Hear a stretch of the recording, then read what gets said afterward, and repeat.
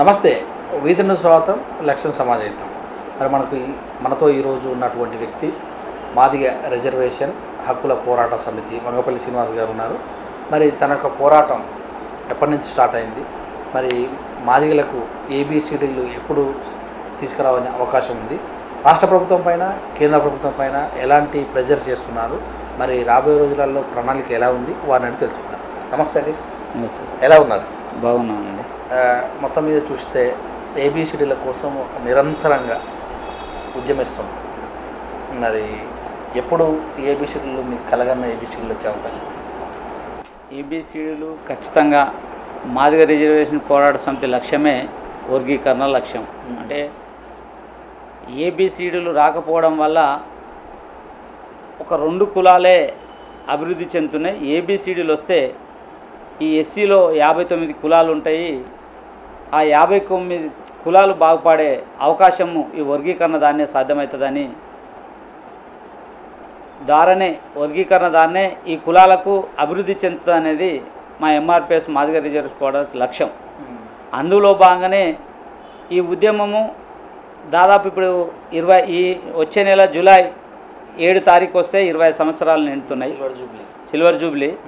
అందులో భాగంగానే మేము ఇందిరా పార్కులో బహిరంగ సభ నిర్ణయిస్తున్నాం.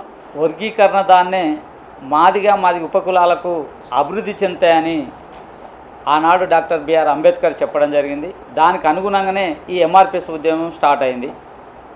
1994లో ఈదుమూరు గ్రామం నుండి స్టార్ట్ అయిన ఈ ఉద్యమము వచ్చే నెల జూలైకి 20 సంవత్సరాలు నిండి కంప్లీటు సిల్వర్ జూబ్లీ మాదిగల ఒక పండుగ వాతావరణం ఇందిరా పార్కులో మేము నిర్వహిస్తున్నాం.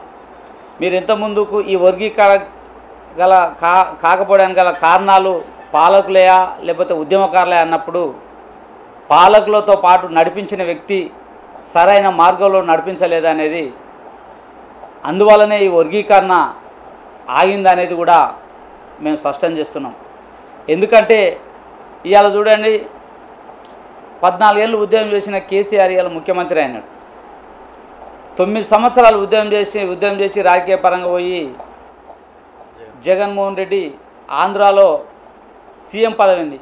మరి ఈ 24 ఏళ్ళ ఉద్యమంలో మందకృష్ణ ఏం చేసిండంటే తన స్వార్థ ప్రయాణాల కోసమే ఉద్యమాన్ని తాకట్టు పెట్టింది తప్ప జాతి అభివృద్ధి కోసం లక్ష్యంగా పనిచేయలేదనేది మేము కటాకంటిగా మేము చెప్పడం జరుగుతుంది.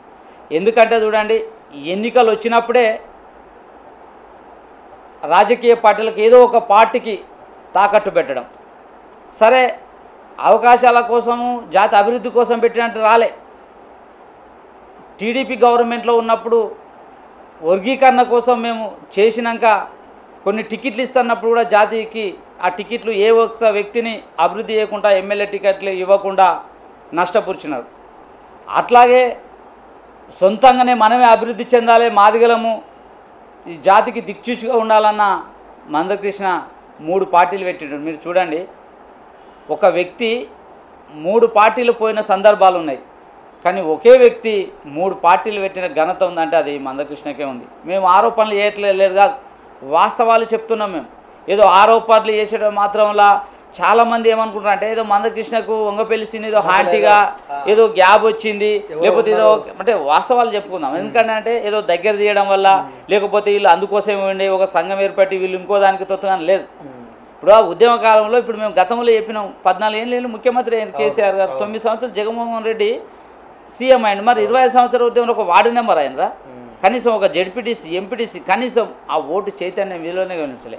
మరి పార్టీలు మేము ఎంఆర్పిఎస్ ఎందుకు స్థాపించినాం మలిదశ ఉద్యమం అంటే, ఎంఆర్పిఎస్ 2014లో వికలాంగుల ఆత్మ సాక్షిగా సికింద్రాబాద్ గ్రౌండ్లో ఫంక్షన్ హాల్లో ఎంఆర్పిఎస్ జెండాను మరవాలే, మాజన సోషలిస్ట్ పార్టీని పెట్టి సాయంపేటలో రాష్ట్ర స్థాయి సమావేశంలో కూడా ఎత్తిన జెండాని దించాలని 10 నిమిషాలు కన్నీరు పెట్టి జెండాను మర్చిపోమని చెప్పినాడు. కాబట్టి ఆ ఎత్తిన జెండాను మేము ఈరోజు ముందుకు తీసుకుపోతున్నాం. తప్పే ఉంది? మాజన సోషలిస్ట్ పార్టీ మందకృష్ణ పెట్టి రాజ్యాధికారం అని అనలేదా చెప్పమనండి. జాతికి సమాధానం చెప్పాలి. ఇట్లాంటి విషయాలు మేధావులు, ప్రొఫెసర్లు చాలామంది ఆలోచించాలంటున్నాం. ఎంఆర్పిఎస్ అనగానే ఆ మందకృష్ణ వచ్చిన, అసలు మందకృష్ణ జాతి అభివృద్ధి విషయంలో ఎక్కడ ముందడుగు వేయలేదని మేము స్పష్టం చేస్తున్నాం. మేము చెప్పుడు అది ఇక్కడ ఉన్న సీనియర్ దామోదర నరసింహ నుంచి మొదలు పెట్టుకుంటే మోత్కుపల్లి నరసింహ లాంటి వాళ్ళు పెద్దలు చాలామంది ఉన్నారు.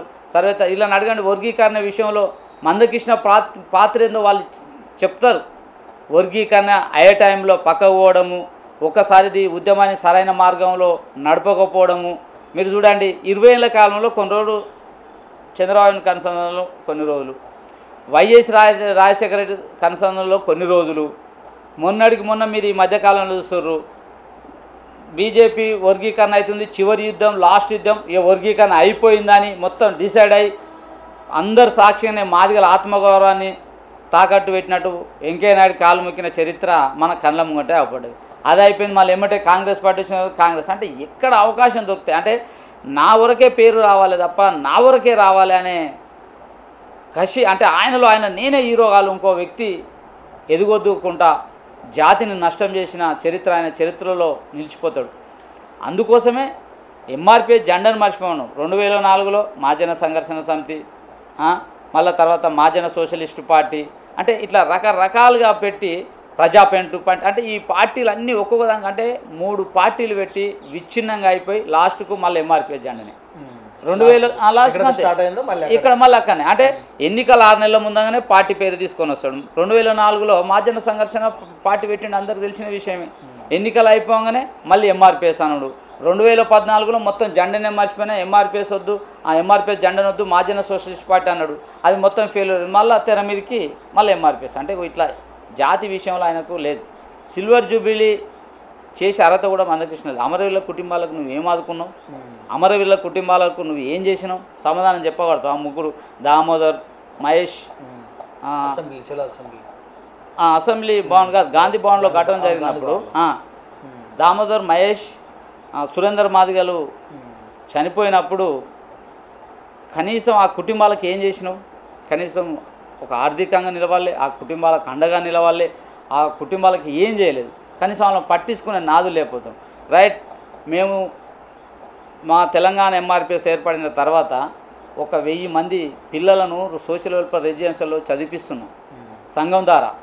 అంటే జ్ఞానమే దారని సమాజంలో మార్పు చెందని ఆడాడు పూలే అంబేద్కర్ అన్నాడు.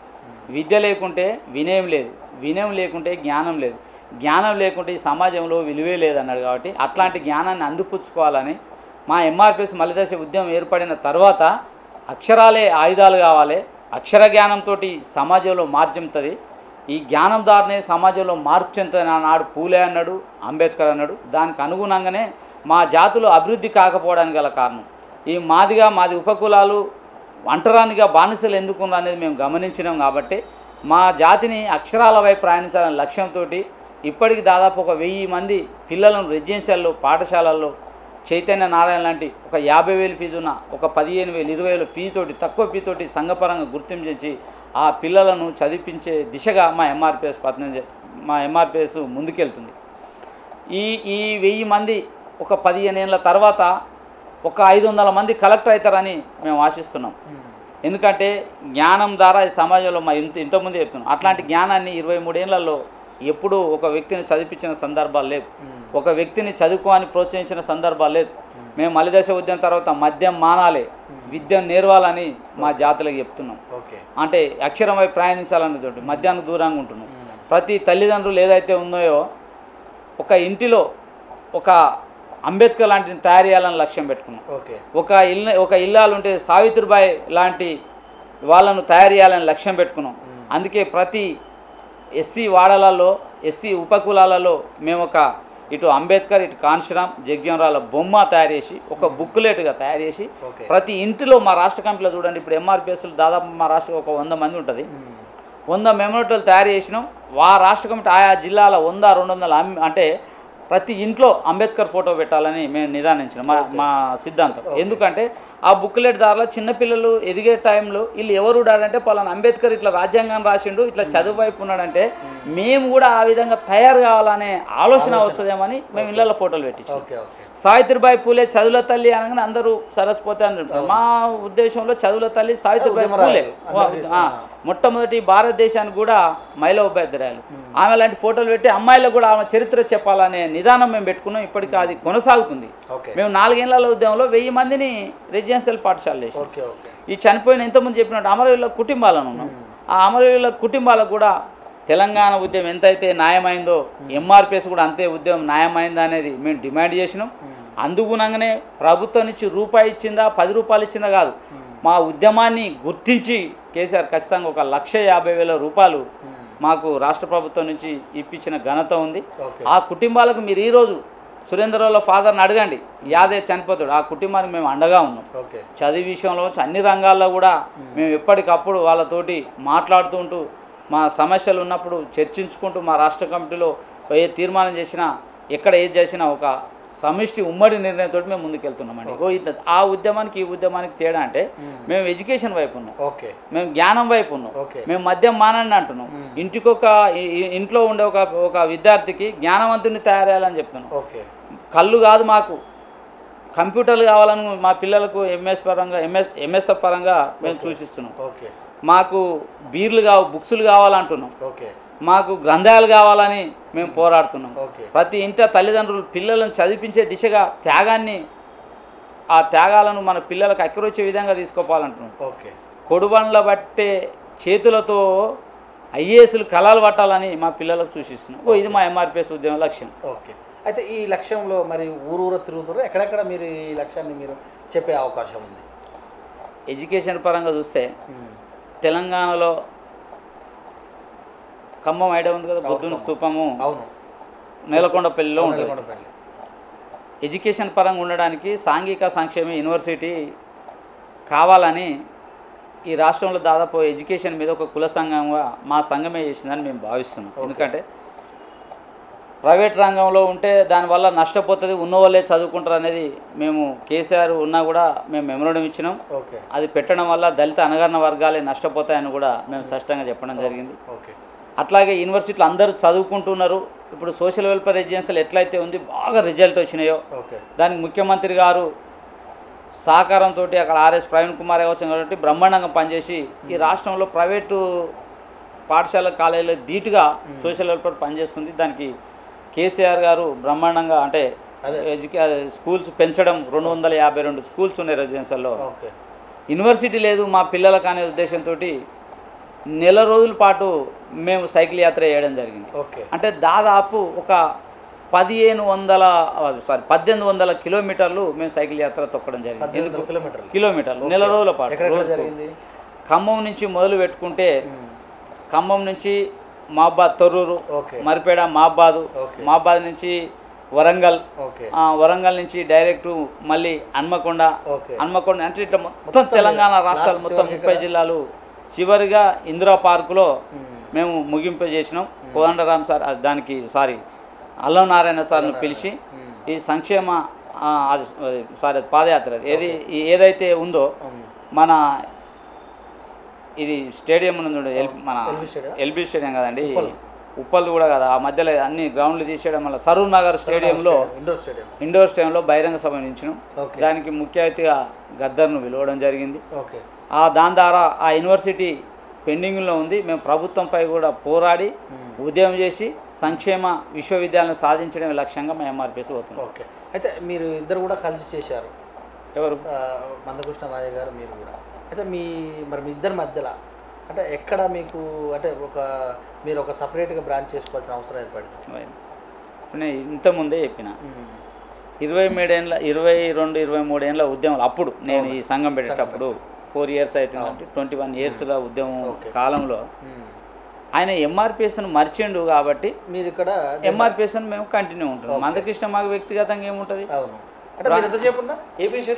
ఏబిసిడి వర్గీకరణ కోరుకున్న టైంలో ఆయన ఏబిసిడి వర్గీకరణ విషయంలో స్పష్టత లేదనేది మాకు అర్థమైపోయింది. వర్గీకరణ మూమెంట్ ఉవ్వెత్తున అప్పట్లో కన్నాభిరామన్, అప్పుడు నేను చిన్న పిల్లని ఉద్యమంలోకి వచ్చినప్పుడు చాలామంది మా సీనియర్ చాలామంది అంటాడు ఉద్యమాన్ని ఉవ్వెత్తున ఒకటేసారి లేపి మళ్ళీ ఒకటేసారి డౌన్ అయ్యే పాలనలో జరిగింది. చాలామంది కురుక్షేత్ర మహాసభ కావచ్చు, నిజాం కాలేజీలో మహాసభ ఎక్కడ జరిగినప్పుడు దాన్ని ఒక మిలిటెంట్ ఉద్యమాన్ని తీసుకోవడం మళ్ళీ అప్పటి నీరు కాదు. అంటే ఆ ఉద్యమాన్ని తీసుకొని అయ్యే టైంలో ఈయనకి ఇష్టం లేదు. ఫస్ట్ వర్గీకరణ అయితే ఏముంటుంది, ఈయనకి ఏం జరగదనే ఉద్దేశంతో నాకు ఎప్పుడు పేరు రావాలనే ఉద్దేశంతో ముందున్నాడు తప్ప జాతి ప్రయోజనాల కోసం రాలే. జాతి ప్రయోజనాల కోసం వస్తే ఒకవేళ అందరితోటి చర్చించి ఉమ్మడి నిర్ణయాన్ని ఎట్లా తీసుకోవాలి ఏం కథ ఉండదు. ఎప్పుడు నిర్ణయాలు ఉండిపోయింది, నువ్వు ఎవరిని అడిగినా అందరికి తెలిసిన విషయమే. మేము అందుకోసం ఆయన అట్లా అని ఎంఆర్పిఎస్ని మర్చిపోయిన అన్నాడు కదా. ఇప్పుడు ఎంఆర్పిఎస్ జాతి కోసం అయితే పార్టీ అవసరం లేదు, ఫస్ట్ వర్గీకరణ తర్వాత ఇంకేదైనా పార్టీ పెట్టుకోవాలి. ఇప్పుడు తెలంగాణ రాష్ట్ర ప్రభుత్వం ఉంది, తెలంగాణ సాధించినాక వాళ్ళకి అధికారంలోకి వచ్చి దాని మీదనే ఫైట్ చేసారు తప్ప 12 తీర్ల ఇంకోటి అటు డిస్టర్బ్ వాళ్ళు అనుకున్న లక్ష్యాన్ని వాళ్ళు సాధించినారు. కేసీఆర్ ముఖ్యమంత్రి అయ్యాడు, 9 ఏళ్ళు జగన్ అక్కడ పోరాటం చేసి మొత్తం చేసి మేము 25 ఏళ్ళ ఉద్యమంలో కనీసం ఎంఆర్ పేరు చెప్తే ఒక వార్డు నెంబర్ కాలే. మా ఉద్యమంలో సర్పంచులు దాదాపు 18 మంది సర్పంచులు ఎంఆర్పిఎస్గా మేము 4 సంవత్సరాలు చేస్తే 18 మంది సర్పంచులు. అవకాశాలు వస్తే ఇప్పుడు 2 ఎంపీపీలు అయ్యారు. రఘునాథ్ పెళ్లిలో మేకల నరేంద్ర భార్య ఆమె ఎంపీపీ. మా ఎంఆర్పిఎస్ రాష్ట్ర అధ్యక్షురాలు బాలమాని ఉండే, ఎందుకంటే రాజకీయం వైపు ఇటు ఉద్యమం చేద్దాం, ఎందుకంటే మా ఓటును మేము అమ్ముకునే దిశగా చేయొద్దు అనుకున్నాం. అంటే మొదటి స్టెప్పుల్లో ఈ ఉద్యమాన్ని కాన్స్టిట్యూషన్ సిద్ధాంతాలకు అనుగుణంగా మేము పనిచేస్తున్నాం. రాజ్యాధికారి ఇవ్వాలి, ఎంత పవర్ ఉన్నా ఒక సిగ్నేచర్ తోటి కొట్టేసి మొత్తం ఎక్కడికక్కడ చేస్తాం. అంటే ఆ పవర్ అనేది మనకు లేకుండా ఆనాడు అంబేద్కర్ అన్నాడు, అందుకే ఓటును అమ్ముకోకూడదు, ఓటును నమ్ముకోవాలని ఎట్లయితే అన్నాడో నిజంగా మేము పైసలు ఇచ్చి ఓటు తీసుకోవాలనుకుంటలేము. ఇప్పటివరకు అదే జరిగింది ఎంఆర్పిఎస్ ఉద్యమం. అందుకోసమే ఒక కాన్స్టిట్యూషన్ సిద్ధాంతంగా అనుగుణంగా మేము భవిష్యత్తులో కూడా ఇప్పటికి పనిచేస్తున్నాం. ఆ విధంగా పనిచేయడానికి ఇదే ఉదాహరణ. ఇది సంక్షేమ యూనివర్సిటీ కావచ్చు, జాతి అభివృద్ధి అంటే 23 ఏళ్ళు 24 ఏళ్ళు ఇప్పుడు ఒక వర్గీకరణ చుట్టే తిప్పినారు తప్ప మాదిగలకు వచ్చే సంక్షేమ ఫలాలు కావచ్చు, మాదిగలకు వచ్చే వాటా సప్లాన్లు కావచ్చు, ఏ రోజు ఒక కార్యకర్తకు ఒక ఆఫీస్ దగ్గరకు ఒక లోన్లు ఇస్తే ఎంఆర్పిఎస్ ఇప్పించిన చరిత్ర లేదు. మా కార్యకర్తకు మా ఉద్యమంలో ఏర్పడినాక ఓ కార్యకర్తకు ఆపదున్నా కష్టమున్నా మేము భాగస్వాములమైనము.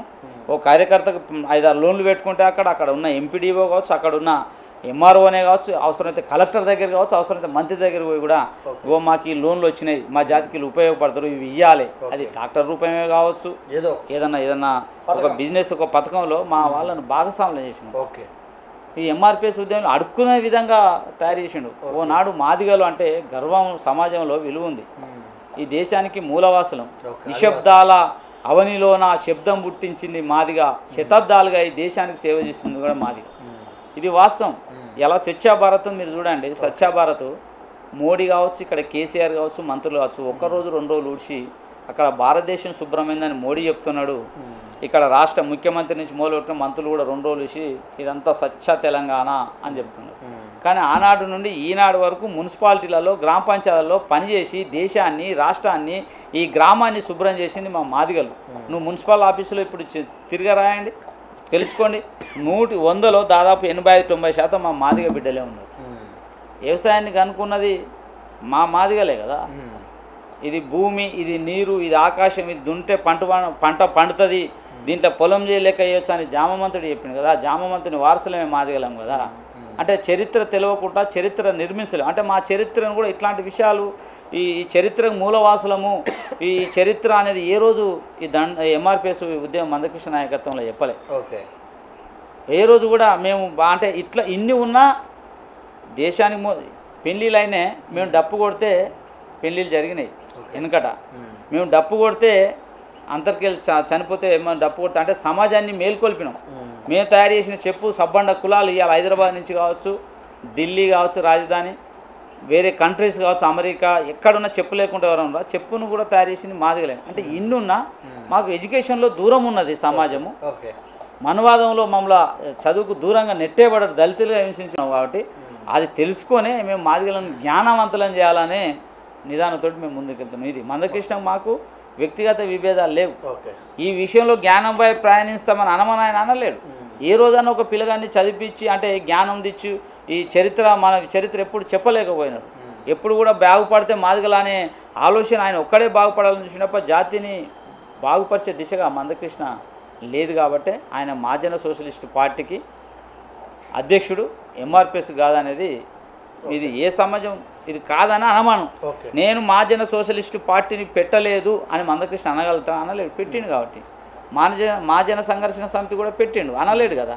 అందుకోసమే ఆయన జెండాను మర్చిపోమన్నాడు. కాబట్టి మేము ఆ జెండాను ఎత్తుకొని ముందుకు పోతున్నాం. మళ్ళీ ఆయన మహాజన సోషలిస్ట్ పార్టీ తీయక ఏం చేసి మళ్ళీ ఎంఆర్పిఎస్ ఉన్నది. అంటే జాతి మీద ఎవరు ప్రేమ ఉందో అర్థమవుతుంది. అయితే మొత్తమే చూసినట్టయితే ఇలాంటి ఆరోపణలు చేస్తున్నప్పుడు మధ్యలో చాలామంది కూడా వంగపల్లి శ్రీనివాస్ ఇంకా కేసీఆర్ ఉన్నాడు అందుకే ఇలాంటి చేస్తున్నారు అంటూ అంటారు. దీన్ని ఎలా చెప్తారు మీరు? ఇప్పుడు వంగపల్లి శ్రీనివాస్ ఇంకా కేసీఆర్ ఉంటే మేము చెప్పినట్టు కేసీఆర్ వినాలి కదా. నిజంగా ఇప్పుడు ఒకవేళ మాదిగల ఉద్యమం పట్ల మేము కేసీఆర్కు సరెండర్ అయ్యో లేకపోతే కేసీఆర్ చెప్పినట్టు ఆలోచనలు మేము వినలే కదా. మా స్టాండ్గా వర్గీకరణ లక్ష్యం మీద ప్రభుత్వంలో ఎవరున్నా పని చేయించుకోవాలనే వర్గీకరణ విషయంలో కేసీఆర్ ఒక ముందడుగు వేసినాడు. దాన్ని మేము హర్షించవలసిందే. 24 ఏళ్ళ ఉద్యమంలో తిరిగి చూస్తే మాదిగలు జైలు పాలయ్యారు తప్ప లాస్ట్కి బీపీ షుగర్లతోటే ఇలా జాతీయానికి వచ్చి బాధపడుతున్నారు. సీనియర్ నాయకత్వం మొత్తం తెలంగాణ రాష్ట్రం ఏర్పడినాక ఈయనతోటి కాదు అనే ఉద్దేశంతో మేము మొట్టమొదట కేసీఆర్ని కలిసి కూడా మా వర్గీకరణ న్యాయమైన డిమాండ్ సార్. గతంలో కూడా మీరు ప్రతిపక్షంలో ఉన్నప్పుడు వర్గీకరణ విషయంలో మీరు లెటర్ ఇచ్చిర్రు. తెలంగాణ ఉద్యమం ఎంతైతే న్యాయమైందో వర్గీకరణ అంతో న్యాయమైందని కూడా మీరు చాలా సందర్భంలో మాట్లాడారు సార్. అందుకోసం వర్గీకరణ విషయంలో మీరు ఖచ్చితంగా మాట్లాడాలంటే ఆయన మొట్టమొదటి అసెంబ్లీ సమావేశంలో డిప్యూటీ సీఎం అప్పుడు రాజన్న ఉన్నారు. ఇమీడియట్లీ దాన్ని తీర్మానం చేసినప్పుడు మేము ఎటువైపు ప్రయాణించాలి? మా లక్ష్యం వర్గీకరణ అన్నది. వర్గీకరణ ఆయన ఎట్లున్నా పార్టీని పట్టుకొని ఆయన అక్కడే వెళ్ళిండు.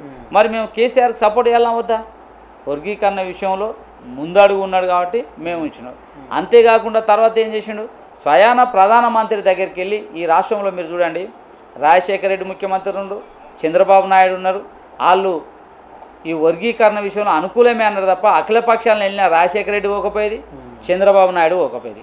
చంద్రబాబు నాయుడు అఖిలపక్షాన్ని పంపిస్తే కోనేరు రంగారావు నాయకత్వం అది మన మంద జగన్నాథం ఇంకే వీళ్ళు అప్పుడు టీడీపీలో వీళ్ళంతా కూడా పంపిస్తే ఇమీడియట్లీ ఇంకొక మాల టీం పోయి అక్కడ ప్రతిపక్షంగా వర్గీకరణ వద్దనేది. నువ్వు కాంగ్రెస్ వాళ్ళు కూడా దామోదరాయ నరసింహన్న ఇలాంటి వాళ్ళు కూడా పంపితే ఇమీడియట్లీ అర్చన్ కుమార్ పనబాకి లక్ష్మి లాంటి వాళ్ళు పోయి ఢిల్లీలో వర్గీకరణ వద్దనేది. అంటే 2 నాలుకల ధోరణులతోటి ఈ 2 ప్రభుత్వాలు పనిచేసినాయి.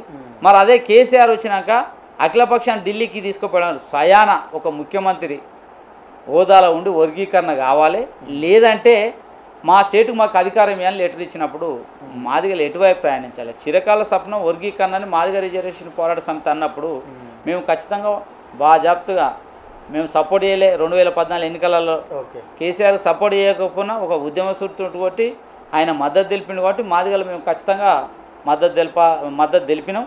మేము కేసీఆర్ కూడా అండగా ఉంటామని ఆనాడు మాట్లాడడం జరిగింది.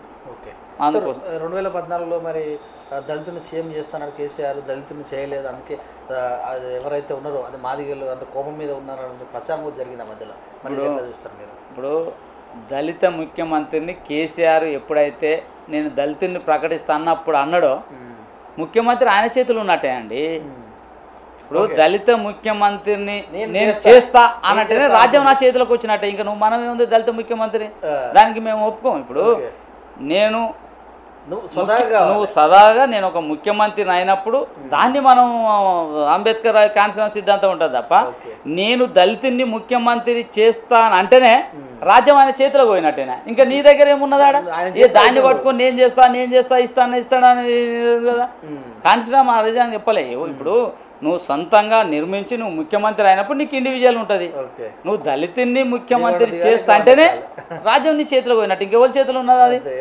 అది ఆయన చేతిలో ఉంటుంది. ఇప్పుడు ఆ దళిత ముఖ్యమంత్రి ఉన్నాక అవే పాలసీ నడిస్తే ఇంకా దీనికే ఉంటుంది. ఇంకా నువ్వు కొత్తగా ఏమన్నా రూల్ చేసిందంట దాన్ని మేము ఎప్పుడు కూడా మేము సొంతంగా నువ్వు నిలబడ్డప్పుడు దానికి ఉంటుంది తప్ప మా ఎంఆర్పిఎస్గా మేము భావన అదే కోరుకున్నాం.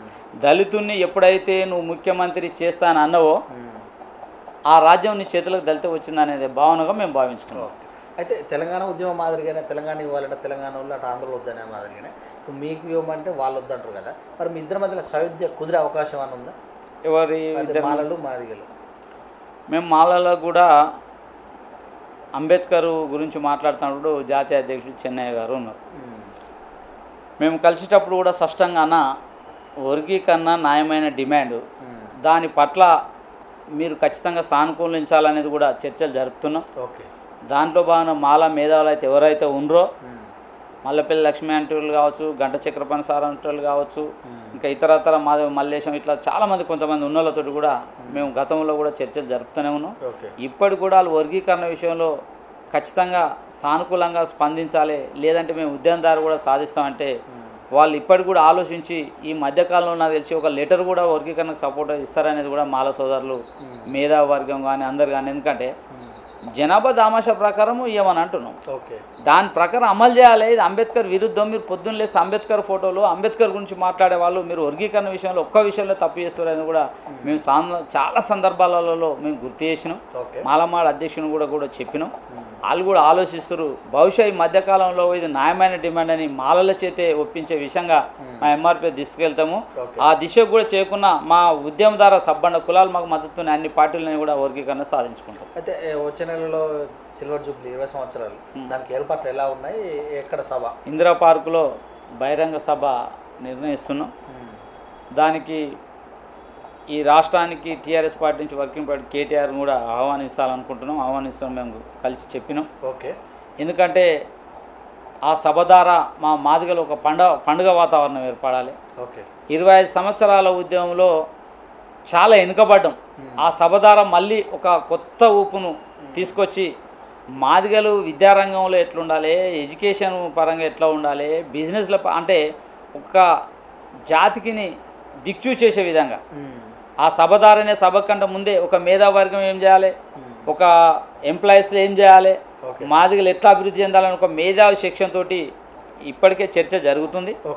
దాంట్లో దిశ మార్చే విధంగా మాదిగల సభ ఉంటుంది.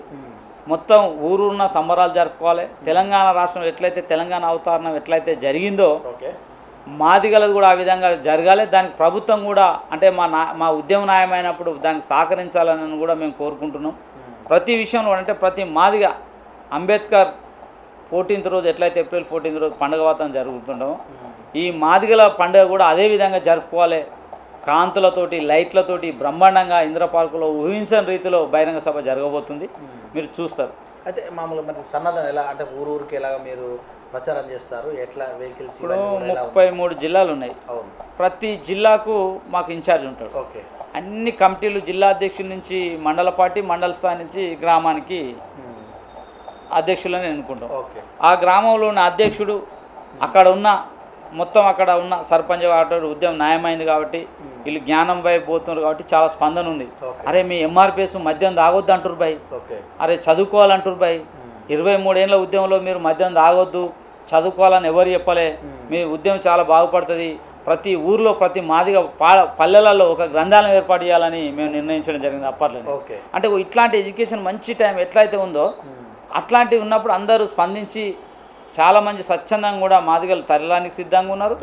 అట్లాగే కూడా అక్కడ ఉన్న మేధావర్గం కావచ్చు, అక్కడ ఉన్న ఊర్లో టీచరే కావచ్చు, ఇంకెక్కడ ఉన్న సర్పంచ్ కావచ్చు, సరే ఈ జ్ఞానం అయితే మంచిగా ఉందన్న ఎంఆర్పిఎస్ మీరు చదువు వైపు ఉంటున్నారు కాబట్టి అంతో ఇంత అందరూ సహకరించి కూడా సిద్ధంగా ఉన్నారు. ప్రతి గ్రామం నుంచి ప్రజలు అంటే గ్రామస్థాయి ఇక్కడ రాష్ట్రం నుంచి మొదలు పెట్టుకుంటే గ్రామ స్థాయి వరకు కూడా మా ఎంఆర్పిఎస్ ఉద్యమాన్ని బలోపేతనమైంది, బ్రహ్మాండంగా పనిచేస్తారు. వాళ్ళందరూ కూడా ఇందిరా పార్క్కి తల్లిలో వస్తారనేది మేము మాదిగలకు పిలుపునిచ్చినాం. ఆ దిశ కూడా ఖచ్చితంగా బహిరంగ సభ జరుగుతుంది. అయితే ఈ మధ్యకాలంలో కొత్తగా సోషల్ మీడియాలో ప్రచారం అవుతుంది, ఎవరైతే క్రిస్టియన్గా ఎస్సీలు క్రిస్టియన్ మారిన వాళ్ళు మళ్ళీ ఎస్సీ రిజర్వేషన్ పొందుతున్నారు, రూల్ ప్రకారం అయితే బీసీగా వాళ్ళకి వస్తుంది అన్నట్టుగా జరుగుతుంది. ఇది నిజమేనా? ఇందులో మరి ఎలా? ఇప్పుడు పుట్టినప్పుడు కులం మారదన్న, నేను మాదిగాని కులం పుట్టిన, నేను సత్యంత వరకు మాదిగానే ఉంటుంది తప్ప మధ్యలో ఇప్పుడు నాకు జరసేపు ఇప్పుడు రాజకీయ నాయకుడు అల్లా దగ్గరికి వెళ్ళి టోపీ పెట్టుకుని అల్లా పెట్టుకుంటే ఆయన అల్లా అవుతాడా? ఓ 10 రోజులు పెట్టుకుని తిడితే ఇంకో అతను క్రిస్టియన్ దగ్గర పోతే పోయి క్రిస్టియన్ అవుతాడా? ఆయనకు మతాలను గౌరవించే కార ఎవరికి ఇష్టం వచ్చిన మతం వాళ్ళు స్వీకరిస్తున్నారు తప్ప దాన్ని ఏదో మత మార్పిడిగా లెక్క, లేకపోతే ఇప్పుడు దళితుగా నేను మాదిగా బిడ్డగా పుట్టిన, నేను సత్యంత వరకు మాదిగా కులం ఉంటుంది తప్ప నాకు ఇష్టం వచ్చిందని ఇప్పుడు జిఎస్ను 4 రోజులు ప్రేమించినట్టు ఉండి లేకపోతే హిందువు గుళ్ళకపోతే హిందువు ఎట్లా అవుతాడా అని జరుగుతుంది ఎక్కడన్నా? జరగలేదు కదా. అందుకే ఎవరు ఏ కులంలో ఉంటే అదే కులంగా ఉండాలని అయితే మేము భావిస్తున్నాం. కాకపోతే కొంతమంది మతం ఇప్పుడు కొంతమంది ఎట్లా అంటే ఒక దేవుని దగ్గర పోతారన్న, వెనకడ ఊళ్ళల్లో ఎట్లా జరుగుతుంది, ఎల్లమ్మ పండుగ చేస్తేనే మా కొడుకు పుట్టిండంటే బిడ్డ పుడితే ఎల్లమ్మ పండుగ, కొడుకు పుడితే పరిషత్ పేరు పెట్టుకుంటారు. దాన్ని ఎల్లమ్మ పూజ చేస్తే ఆయన హిందువునే ఉన్నాడు లేకపోతే అది కాదని అని అంటారా? క్రిస్టియన్ మతంలో ఉంటే కొంతమంది క్రిస్టియన్గా ప్రేమిస్తే ఈయన క్రిస్టియన్ మనిషి అని ముద్ర వేసడం కరెక్ట్ కదా. పుట్టినప్పుడు వాళ్ళు ఏ కులం అనేది చూడాలనేది మా భావన. రాజ్యాంగ ప్రకారం చూసుకుంటే మతాన్ని అంటే ఏ మతానికి వెళ్ళే స్వేచ్ఛ ఉంది, మారితే ఇది ఉందన్నట్టుగా చెప్తాను. ఒకవేళ రాజ్యాంగంలో పెట్టి ఇప్పుడు క్రిస్టియన్లో చేసినప్పుడు బ్యాప్టిస్ట్ ఏదో చర్చిలో తీసుకుపోయి అట్లా సభ్యత్వం ఎత్తుకున్నప్పుడు వాళ్ళు ఇష్టపూరితంగా పోతే వాళ్ళు ఇష్టం, అది అప్పుడు వాళ్ళు మార్చుకుంటవచ్చు కదా. వాళ్ళు మార్చుకోకుండా అలాగనే ఎస్సీ రిజర్వేషన్ పొందుతురు అని అట్లా కూడా జరుగుతున్నాయి. ఆ గొడవలు జరుగుతున్నప్పుడు కూడా నిజంగా వాళ్ళు ఇష్టపూర్తిగా నేను మతాన్ని తీసుకున్నట్టు ఆధారాలు ఉంటే వాళ్ళు క్రిస్టియన్గా పరిగణిస్తాం. మా దాన్ని కూడా ఎవరు చేయలేరు, అది ఖచ్చితంగా క్రిస్టియన్గా ఉంటుంది. వాళ్ళు మార్చుకోకుండా తాత్కాలికమైన ఆ ప్రేమగా ఇళ్ళల్లో ఫోటో పెట్టుకున్న వీళ్ళు క్రిస్టియనే అనేది మాత్రం తప్పుగా మా ఎంఆర్పిఎస్గా మేము భావిస్తున్నాం. వాళ్ళు నిజంగా వాళ్ళు బ్యాప్టిస్ట్ని తీసుకొని సర్టిఫికేట్ తీసుకొని మాకు ఈ కులం కాదు మేము క్రిస్టియన్లు ఏమంటే వాళ్ళకి ఖచ్చితంగా స్వేచ్ఛ. రాజ్యాంగం ఎవరికైనా హక్కు కల్పించింది, ఎవరిని విభేదించకూడదు, ఎవరిని అవమానపరచదు, ఎవరు ఇష్టం తిరిగి వాళ్ళు ఇష్టం తిరిగి ఉంచుకుంటే వాళ్ళకి ఇబ్బంది లేదు. బలవంతంగా వాళ్ళను చేయడం జరుగుతుందో అంటే మేము ఖండిస్తాం. ఇప్పుడు జాంబవంతుడు అనే పేరు ఎలాగ చెప్పారు మాకు ఆదిపురుషుడు అని, అయితే ఆయన యొక్క విగ్రహాలు కానీ గుళ్ళు కానీ ఏమైనా ప్లాన్ చేస్తున్నారా? మేము గతంలో కూడా మా ఎంఆర్పిఎస్ ఏర్పడినాక కొలనపాకలో ఆది జాంబవంతుని గుడి ఉన్నది, ఆ గుడి దగ్గర మాలలు వేయించినాము. ఆ గుడి దగ్గర ఆ గుడిని పురాతనమైన గుడిని కట్టించాలనేది కూడా దానికి ఉప ముఖ్యమంత్రి మా కడెన్సీఆర్ అన్న ఆధ్వర్యంలో జగదీష్ రెడ్డి మా అక్కడ నల్గొండ మంత్రి ఈటల రాజేందర్ అక్కడ ఉన్నప్పుడు దానికి ఆ భూమి పూజ కూడా కడెన్సీఆర్ అన్న చేసిండు. గుడి కట్టాల టైంలో ఏదైతే పురాతనమైన గుడి ఉన్నదో దాన్ని ఎన్విరాన్మెంట్ ఏది సెంట్రల్ గవర్నమెంట్ నుంచి కట్టొద్దు అని మాకు నోటీసు పంపడం జరిగింది. దాని ద్వారా కూడా మరి మాకు ఇక్కడ గుడి ఉంది కదా మేము కట్టుకుంటాం అంటే అక్కడ ఏమున్నాయో అంతే పురాతనమైన గుడిలో గవర్నమెంట్ నుంచి ఏదైతే సెంట్రల్ నుంచి మీరు ఈ గుడిని ఇక్కడ కూడా బునాది లాంటిది ఏం తీయొద్దు, కట్టుకోవాలి మీరు పక్కకు కట్టుకోవాలి అనడం వల్ల అది కోర్టులో అక్కడ నడుస్తుంది. లేదంటే జాంబో చరిత్ర గుడి కట్టి బ్రహ్మాండంగా చేద్దాం అనుకున్నాం, దానివల్ల అది కొద్దిగా ఆగింది. దాన్ని ఖచ్చితంగా త్వరలో మళ్ళీ కోర్టు దారినా లేకపోతే ఇంకో పక్కకు స్థలం తీసుకొని జాంబవంతుని గుడి కడతాం అనుకున్నాం. మేము కట్టే దిశగా ప్రయత్నాలు చేస్తాం, కట్టిస్తాం. అయితే ఇప్పుడు మీ యొక్క పోరాట సమితిలోనే మీరందరూ కూడా ఏబీసీలు కావాలనుకున్న వాళ్ళు చాలామంది ఉన్నారు, మరి వాళ్ళందరినీ కూడా మరి పిలుస్తున్నారా ఇందిరా పార్క్ సభలోకి? అందరినీ పిలుస్తాం. ఏదైతే కొమ్మూరి కనకారావు నుంచి మొదలు పెట్టుకుంటే చాలామంది వర్గీకరణ విషయంలో పోరాడిన వాళ్ళు ఎవరైతే ఉన్నారో అన్ని నాయకులను ఇందిరా పార్క్లో ఆహ్వానిస్తున్నాం. దాంట్లో మా మాదిగ ఎమ్మెల్యేలను ప్రతి ఏదైతే కేటీఆర్ గారితో పాటు, ఎందుకంటే మా సమస్యలు కొన్ని ఉన్నాయని పరిష్కరించే దిశగా మాదిగ ఎమ్మెల్యేలను, మాదిగ ఎంపీలను, మాదిగ జెడ్పీ చైర్మన్లను కూడా అందరినీ ఆ సభకు ఆహ్వానిస్తున్నాం. రేపు పోస్టర్ రిలీజ్ అయితే కూడా ప్రతి మాదిగ ఫోటోలు కూడా అలా మొత్తం మాదిగలందరినీ పిలుస్తాం మొత్తం కంపల్సరీ. ఈ మూలంగా మా వీతుల తరపున మీ యొక్క జాతికి ఏమని చెప్తారు? ఊరున పల్లెన మా కరపత్రాలు వెళ్తాయి. మీరు ఏ పార్టీకి ప్రతిపక్షంగా రాయపడి మారుమూల గ్రామంలో పోస్టర్ ఉంటుందో ఉండదు, కానీ మా దండవరం కమిటీలు ఉన్నాయి. హైదరాబాద్ నుంచి మొదలు పెడితే మామూలు పల్లెటూరులో కూడా మా ఎంఆర్పిఎస్ పోస్టర్ ఉంటుంది. మీరు చూడండి, 1,00,000 కరపత్రాలు అంటే ఒక రాజకీయ పార్టీకి ధీటుగా కూడా మా ఎంఆర్పిఎస్ కరపత్రాలు పోస్టర్లు కానీ అందరూ సహకారంతో మేము పంపిస్తాం. ప్రతి పల్లెలలో మా గ్రామ కమిటీలు ఉన్నాయి. ఆ దిశగా గ్రామ కమిటీ నుంచి మండల కమిటీ, మండల కమిటీ నుంచి జిల్లా కమిటీ, జిల్లా కమిటీ వరకు కూడా రాష్ట్ర స్థాయి వరకు కూడా, అంటే మాది ఒక కమిటీ ఒక జిల్లాలో 22 మందితోటి ఒక కమిటీ వేస్తాం మేము. 20 నుంచి 21, 22 వరకు కమిటీలు ఉంటాయి. ఒక అధ్యక్షుడు, 3 ప్రధాన కార్యదర్శులు, మీరు 3 ఉపాధ్యక్షులు, 4 కార్యదర్శులు, ఒక వర్కింగ్ ప్రెసిడెంట్, ఒక అధికార ప్రతినిధి, కార్యవర్గ సభ్యులు. అంటే ఒక టీం. అంటే ఇప్పుడు జిల్లాలు తక్కువ జిల్లాలు అనేవి కాబట్టి ఈజీగా కూడా పని జరుగుతుంది. బ్రహ్మాండంగా అన్ని గ్రామ సభ నిర్మాణం జరిగింది. బ్రహ్మాండంగా ప్రజలు తరలివచ్చి బహిరంగ సభను ఊహించే రీతిలో సక్సెస్ చేస్తారనేది మేము ఆశాభావం చేస్తున్నాం. మేము మాదిగలకు కూడా పిలుపునిచ్చినాం, పోస్టర్ రిలీజ్ చేసినాం, కరపత్రాలు కొట్టించినాయి. గ్రామాలలో కూడా వర్క్ జరుగుతూనే ఉంది. జూలై 7 తారీఖు నాడు బహిరంగ సభ పర్మిషన్కి ఆల్రెడీ మేము పెట్టినాం. ఇక్కడ ఉన్న సిపి గారికి పెట్టినాం, అక్కడ ఉన్న ఏసీపీ గారికి ఇచ్చినాం. ఇంకా పర్మిషన్ రాలేదు, ఖచ్చితంగా పర్మిషన్ వస్తుంది అనేది మేము నమ్ముతాం. అంటే ఇది మొత్తం కూడా సామరస్యకంగానే ఎవరి మీద విమర్శలు చేసి మేము ఎవరి మీద ఇప్పుడు అది కూడా మందకృష్ణ మీద కూడా మీరు అడిగినందుకు మేము సమాధానం చెప్తున్నారు. ఈ 2 వర్గాలు అయినాయి కదా, మీరు కేసీఆర్ వర్గం మాట, మీరు ఈ వర్గం మాట అన్నందుకు నేను సమాధానం చెప్పినా. మేము ఏ వర్గం కాదు, ఆయన పార్టీని ఎంఆర్పిఎస్ జెండాను మార్చిన కాబట్టి మేము జెండాను ఎత్తుకున్నాం అనేది చెప్తున్నాం అంతే. ఓవైసీని కూడా పిలుస్తున్నట్టుగా ఏదో తెలుస్తుంది. అవును, ఓవైసీని మీరు ఇంతకుముందు కూడా అన్నారు. ఓవైసీని ఎందుకు పిలుస్తున్నా అంటే ఈ మధ్యకాలంలో మీరు చూడండి, ఓవైసీ గారు వేముల రోహిత్ చనిపోయినప్పుడు కూడా అండగా నిలబడ్డాడు, దళితుల గురించి మాట్లాడినాడు. ఓకే. మనువాదులు ఓవైసీని మీ దగ్గర ఏముందని చాలా సందర్భంలో క్వశ్చన్ వేసినప్పుడు కూడా మా దగ్గర రామాయణం ఉంది, మహాభారతం ఉంది, మీ దగ్గర ఏముందని ఈయనను ఓవైసీని అడిగినప్పుడు ఈయన మా దగ్గర అంబేద్కర్ రాసిన రాజ్యాంగం ఉందని చెప్పిండు. మొన్న కూడా జై భీమ్ అనేది, అంటే జై భీమ్ అంటే తాలి భాషలో ఏంది, జ్ఞానం వరదిల్లాలి అంటే అంబేద్కర్కి ఆలోచన విధంగా జై భీమ్ అనేది అందరి సమాజంలో చదువుకున్న మేము అందరు చెప్పగలుగుతారు. ఆ నిదానాన్ని ఎత్తుకుండు కాబట్టి ఆయనను కూడా మా బహిరంగ సభకు పిలవాలనేది ఉన్నాం. అంటే ఈ మధ్యకాలంలో ఏ సమస్యలు ఎస్సీల పట్ల ఎస్టీల పట్ల ఎక్కడ అన్యాయం జరిగినా స్పందించడము, వీళ్ళకి నేను అండగా ఉంటాడనడము, మొన్న పార్లమెంట్లో కూడా జై భీమ్ నిదానం ఎత్తుకొని ముందుకెళ్ళాలన్నాడు. కాబట్టి మేము ఆయన రియల్ హీరో కూడా గుర్తిస్తున్నాం. ఖచ్చితంగా అందుకే ఈ బహిరంగ సభ కూడా మేము పిలవాలనుకుంటున్నాం. ఖచ్చితంగా పిలుస్తాం అనేది కూడా పిలుస్తాం. అయితే కొన్ని చోట్ల ఎవరైతే మనువాదులు అంటుర్రో అయితే రామాయణ భారతాలను విమర్శించవలసిన అవసరం వస్తుంది. అంటే ఈ ఏబిసిడీల వైపు ప్రయాణించడం కాకుండా ఇటువైపు కూడా వెళ్తున్నట్టు అనిపిస్తుంది. ఇవన్నీ చూసినప్పుడు కొద్దిగా అంతరాలు ఏర్పడే అవకాశం ఉంటుంది. ఇలాంటిది ఎలా మీరు విశ్లేషిస్తుంటారు? దేవుళ్ళను వ్యతిరేకిస్తున్నారు అంటే ఎవరు వ్యతిరేకిస్తున్నారు అంటే ఇప్పుడు జేబీఎం టీం వాళ్ళ అందరూ కూడా ఇప్పుడు కొంతమంది ఇప్పుడు మేము మా దేవుడే మాకు అంబేద్కర్ అనుకుంటున్నాం. ఎందుకంటే అంబేద్కర్ దాన్నే ఇవాళ చట్టసభల్లో మా మాదిగలు కావచ్చు, ఎస్టీలు కావచ్చు, చట్టసభల్లో కూర్చొని ఎమ్మెల్యేలు అయినరు, రిజర్వేషన్ ఫలాల ద్వారానే ఐఏఎస్లు అయ్యారు, ఐపీఎస్లు అయ్యారు. మీకు దేవుడు ఎక్కడ అన్నప్పుడు మేము ఏం చెప్తాం, మాకు కష్టం వచ్చినప్పుడు తీరుస్తాడే దేవుడు అని అంటాం కదా. మాకు కష్టం వచ్చినప్పుడు చదువుకుంటే బాగుపడతాయని రిజర్వేషన్ ఫలాల ఎమ్మెల్యేలు అవుతున్నాం, రిజర్వేషన్ ఫలాల ఎంపీలు అవుతున్నాం. కాబట్టి మేము జేబీఎం అంబేద్కర్నే పూజిస్తామన్నా. మేము ఇంకెవరిని పూజిస్తాం? మాకు ఇంకెవరు వాళ్ళ ఇష్టం ఉందో వాళ్ళు పూజించుకుంటారు. రాముని పూజించుకొనియండి, వెంకటేశ్వరుని పూజించుకొని ఇంకోని పూజించుకోండి. మేము వ్యతిరేకిస్తాం. మా దేవుడు మేము అంబేద్కరం అంటున్నాం. దాంట్లో మేము ఖచ్చితంగా అంబేద్కర్ని అనవలసిందే. మేము ఇంకో ముచ్చట చెప్పాము దానికి అంబేద్కర్ గురించి. దాన్ని మేము వాళ్ళ దేవుళ్ళు వాళ్ళు అనుకుంటారు. వీళ్ళు దేవుళ్ళు కావాలంటే మా దేవుడే మాకు అంబేద్కర్ అన్ని తీరులు అనుకుంటున్నాం. వాళ్ళ దేవుళ్ళతో మాకు మేము ఆ దేవుళ్ళకు కూడా ఎవరు మొక్కట్లేరు. మా నిదానంతో మేము ముందుకెళ్తున్నాం. మేము ఇంకో దేవుడిని వ్యతిరేకించో ఇంకో దేవుడిని అంటలేము. మా దేవుడు అంబేద్కర్ అంటున్నాం. కాదన్నప్పుడు మేము ఎట్లా కాదో మేము సమాధానం చెప్తాం వాళ్ళు అడిగిన question. Right, thank you sir. అయితే మీకు విద్యార్థి సంఘం కూడా ఉన్నట్టుంది? మాదిగా స్టూడెంట్ ఫెడరేషన్ కూడా సంఘం ఉంది. ఎట్లా ఉంది దానికి విద్యార్థి సంఘం విద్యార్థి బ్రహ్మాండంగా ఉంది. అసలు మేము చెప్పడం కాదు, మీరు చూస్తే అర్థమవుతుంది. తన సంఘం గురించి ఎవరైనా నాది బలం చాలా బాగుంది, పనిచేస్తున్నాం అంటారు.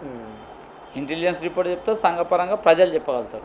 మాకు దానికి ఆ సంఘం అధ్యక్షుడు కొల్లూరు వెంకట్, వర్కింగ్ ప్రెసిడెంట్ కోండ్రు శంకర్, 30 జిల్లాలో 30 అధ్యక్షులు ఉన్నారు, 33 జిల్లాలలో. విద్యార్థి సంఘం కూడా బలోపేతనం అవుతుంది. అడ్వకేట్ సంఘం ఉంది, యువసేన ఉంది, మహిళా విభాగం ఉంది. మహిళా విభాగం నుంచి మంజుల రాష్ట్ర అధ్యక్షులు, అంటే అన్ని విభాగాలుగా అన్ని రింగులుగా రాబోయే కాలంలో మాది ఖచ్చితంగా మేము వర్గీకరణ సాధిస్తాం. మాదారిని జాతికి ఫలాలను అందిస్తాం. వర్గీకరణే కాదు, కాన్స్టిట్యూషన్ సిద్ధాంతాన్ని కూడా అమలు చేసే దిశగా మేము ఎంఆర్పీస్ని ముందుకు తీసుకెళ్తాం. Thank you sir, thank you very much. మీ చక్కటి విశ్లేషణ చేసి ఏబిసిడీల సాధనే మీ యొక్క జీవితం అన్నట్టుగా చెప్పుకొచ్చినారు.